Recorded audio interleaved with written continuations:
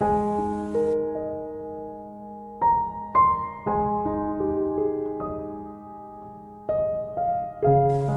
nga nila, kahit gaano mo kamahal ang isang tao, mauubos at mauubos ka din. Well, the sad thing is, he is already my husband. Too late na kumbaga. He was my classmate, but before that, madalas ko na siyang nakikitang nakatingin sa akin noon habang naghihintay ako sa friend ko. Medyo weird pa nga siya sa paningin ko noon. But noong naging kaklase ko na siya, everything has changed. Naging matyaga siya na manligaw for several months until sinagot ko siya. I was happy. Yes, was, as in past tense na. Kasi dumating na sa point na ako na lang talaga ang nag-effort. I can say kasi na I'm the romantic one. Yung tipong mag-effort and all out sa pagmamahal. Siya kasi yung tipo na lalaki na palabarkada, halasinggero, and all. While I was a scholar back then, sobrang magkaiba kami ng ugali.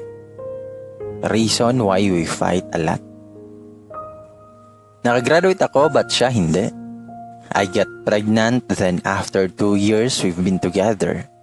Kinasal kami, and akala ko makakabuo kami ng masayang pamilya. But I was wrong. Dahil sa madalas siyang lasing and ako lang ang nagwo-work, hindi maiwasan na magtalo kami. Yung pagtatalo na yon, nauwi na sa pisikalan. Yes, nasasaktan na niya ako physically. But I chose to forgive him 1,000,000 times. Ganun talaga eh.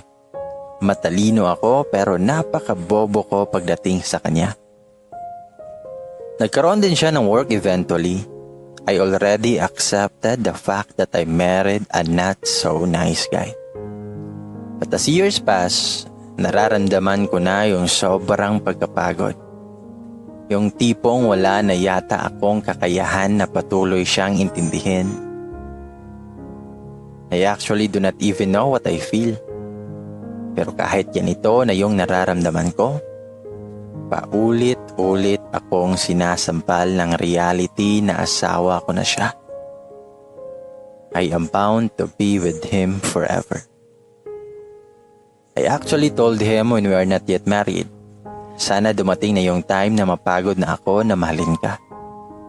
And now, I am experiencing it.